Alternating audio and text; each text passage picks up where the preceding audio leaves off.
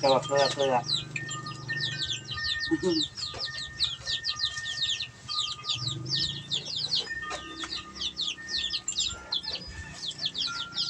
เคี่ยวเด้อจะดื้นเด้อระวังเข็นเข่านั่นแหละยำแน่แบบนี้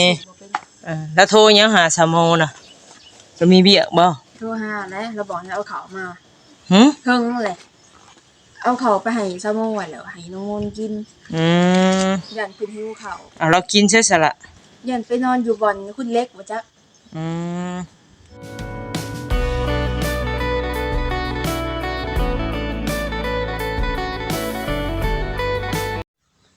กับทักทายสบายดีเด้อพี่น้องFCเบิร์ดสุขุสู่คน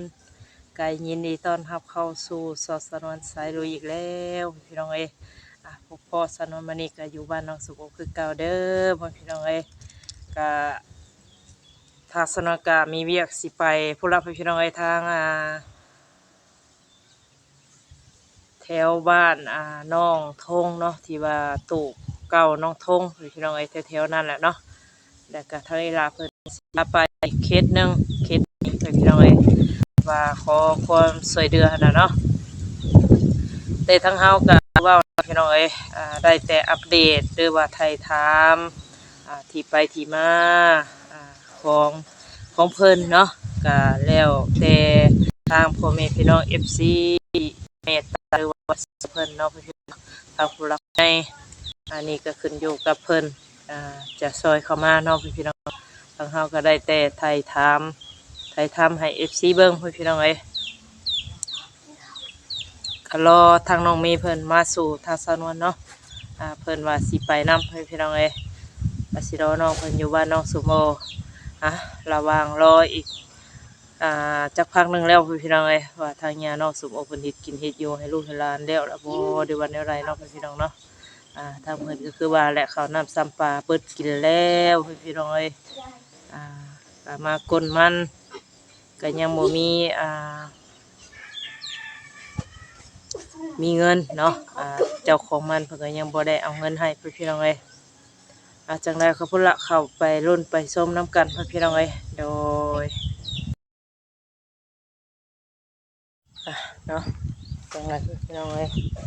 เพิ่นกินข้าวกินน้ำแล้วบ่ได้ว่าแนวใด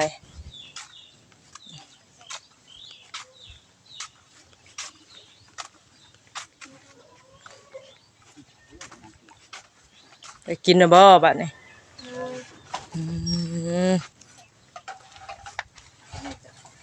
มากินข้าวเด้ออันนี้ก็สุดท้ายแล้วตอนนี้สุดท้ายกิน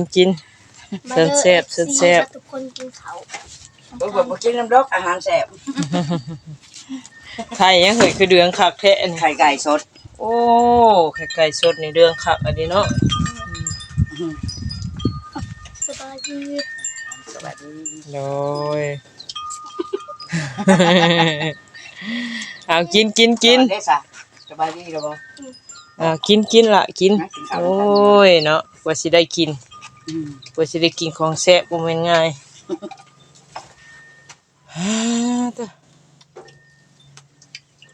ถ้ากันหิวคักแล้วข้าวเที่ยงเป็นข้าวอันนี้ข้าวเช้าเป็นข้าวเที่ยง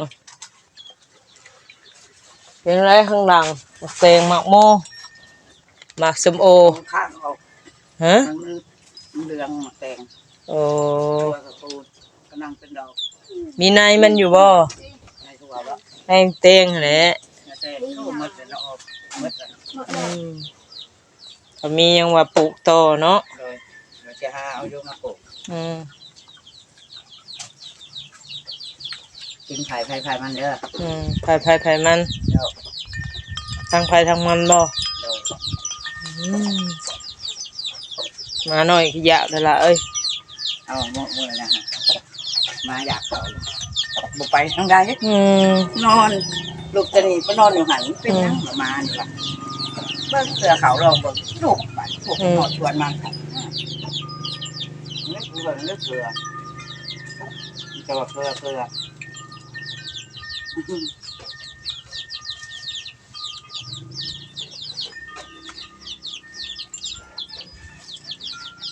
เคี่ยวเด้อ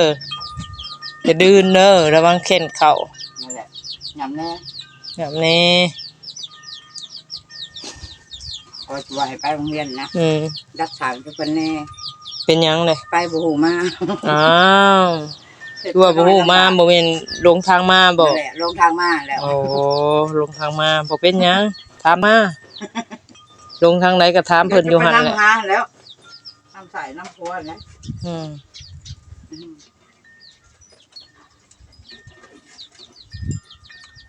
จกกินไห้จกกินไข่ในห้างเลยแม่นแม่นบ่ โดย จักหน่วยนี่เอามากินนี่ หาเงิน หาหน่วย กินสาม แดมแม่มันบ่หายบ่สมโอ ตัวหายแล้ว บ่หายดอก นี่แต่ให้ทุกคนตัวคอในเด้อว่าคอมันแน่ว่ะ ขอแน่เด้อว่าสิละอีนางคำคูณอย่าว่าหยังได้ว่าสิ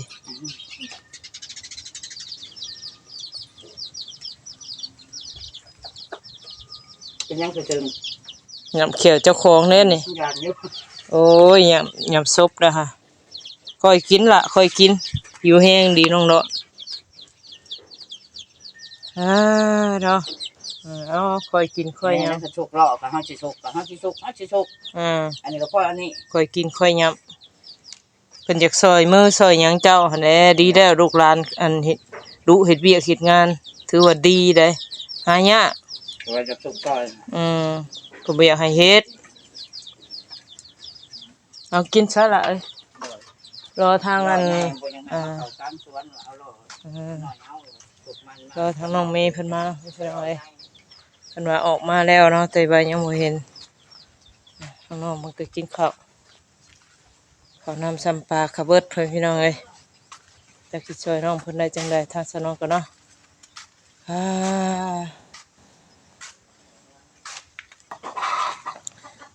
โอ้สองสาว มากัดเกิบเฮาซั่น โอ้มันงามโพดเฮ้ย เกิบคู่หนึ่งก็ขาดเลย โอ้บ่แม่นบ่เกือบตัวนี้ไปใส่เฮ้ยสองสาวนี่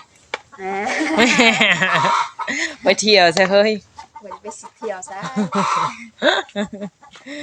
ไป ใครผ่าบ่มาบ่อยู่นี่ค่ะ ไปพาบ่มาละไปพารับ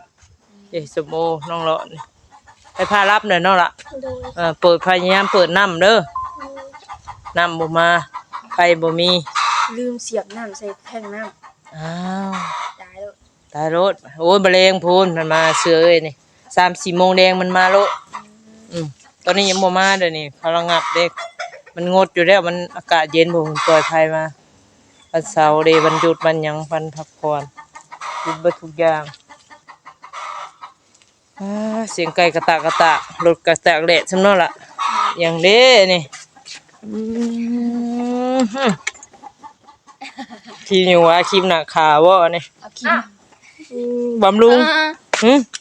ใช้ครีมอันกันแดดน่ะบ่มีครีมกันแดดแน่นี่ เอามาทา หอมแท้นี่ครีมไผนี่ คิมเฮา หน้าขาวบ่ ใส่บ่ให้มันนั่นน่ะซื่อ เจ้าบ่ใส่เห็นบ่เอ้ยน่ะเอ้ยเป็นสาวได้สมโอเอ้ยยามใดเจ้าสิเป็นสาวนี่เอ้ยไปเฮ็ดราเหตุการณ์ได้น้องมีน้องไม้นี่เฮ็ดงานเหตุการณ์ได้เด้สมโอดีข้าวมีกินได้บ่จักหนทางหาเด้นี่ ๆสิบ่ลดอีก ใส่บรสติล่ะใส่บรสหอมเนาะผู้สาวทาเนี่ยหอมกุ้มเอากินนะแม่บ่ต้องแต่งมาให้แม่นวลดอกนี่ อิ่มแล้ว ให้แม่นวลบ่อันนี้ โดย ไข่2 หน่วยกับน้ำปลากวดซีอิ๊วกวดหนึงเธอข้าวน้อยค่ะ ทิบข้าวค่ะขาน้อย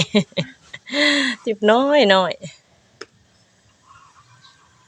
เป็นจังไดชุมเจ้ามีแห้งนะบ่บัดนี้ โดย โอ้ยมีแห้งยาวๆได้กินข้าวกินน้ำมันไปอีกต้มมัน ไปขุดมันบ่ดีกินได้เหรอ เอาคือว่าจังซั่นน้องเมย์ก็กินได้แต่มันต้นไหน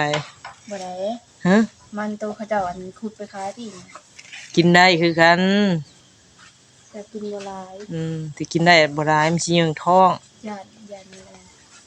เป็นอะไรยันคม ยันเฮาเบื่อตาย เอ้าบ่เบื่อบ่เบื่อ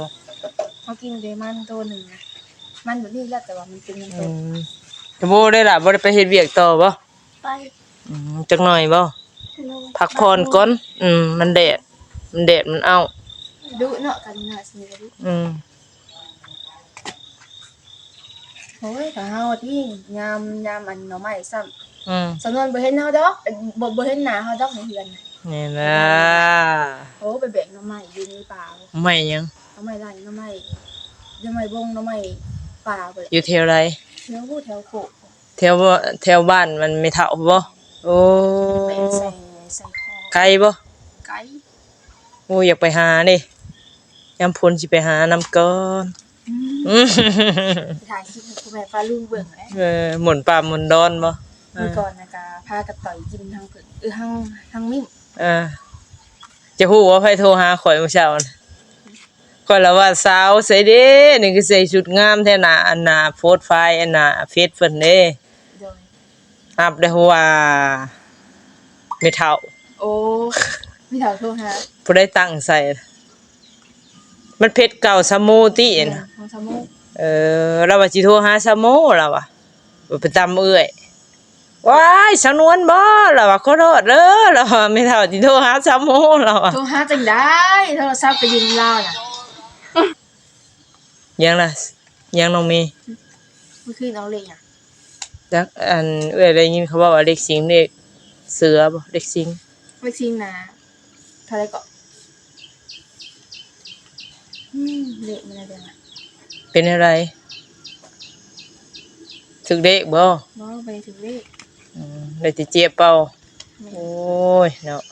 ถึกแม่กินแล้ว เอาสื่อบ่เป็น แล้วโทรยังหาซะโมน่ะ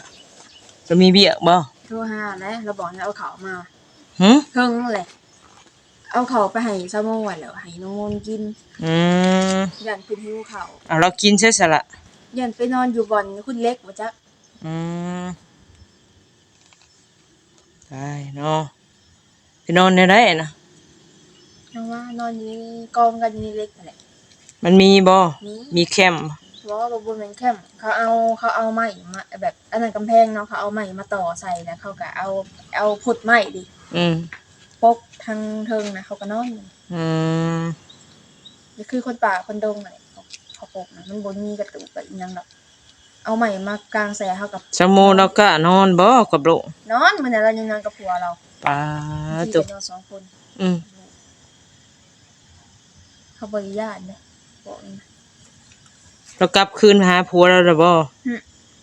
บ่ฮู้คือกันอันนี้นะอันนึงว่าเพิ่นกลับจะดอกเฮาเราเห็นเพิ่นว่าแต่ในเมืองหั่นแหละ อืม ไปเอามาใส่ได้ว่าขี้เด็กบื้นมัน ถ้าเลิกเลยก็ให้เราเลิกเนาะ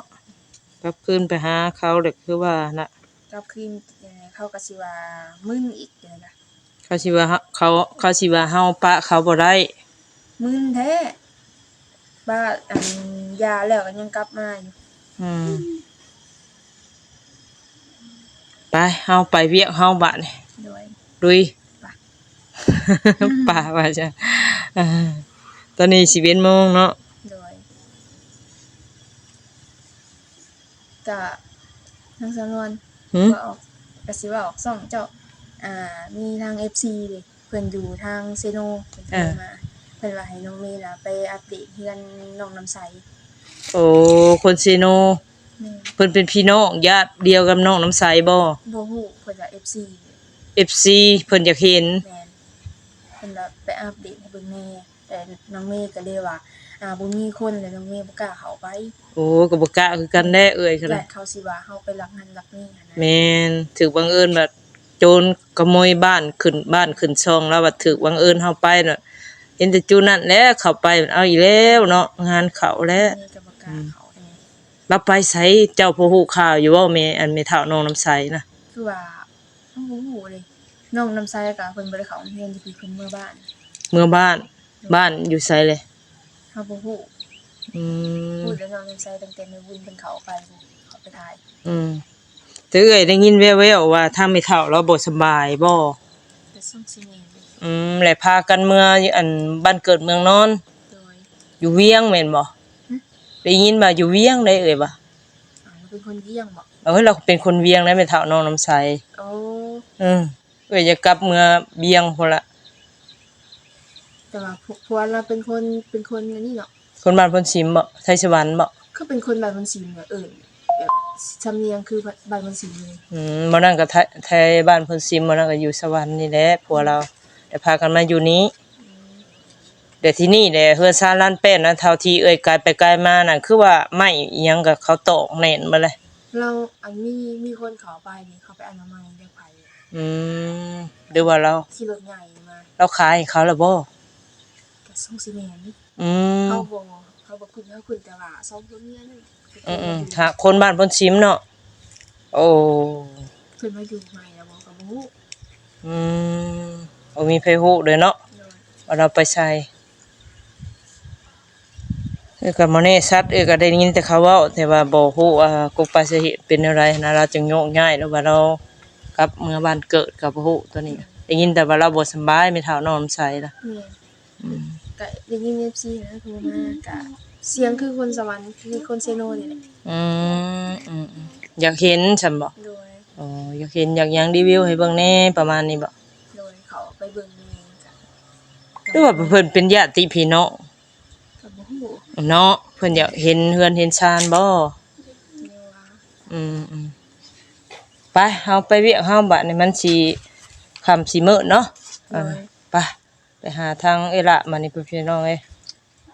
จังได๋คลิปนี้ทางสนองก็สิได้ขอจบคลิปก่อนสบายดีสบายดีน้องไม้โอ้สาวงามเลินแบบให้เอ้ยเบิ่งนึกว่าคือสิงามแท้เลินแบบนี่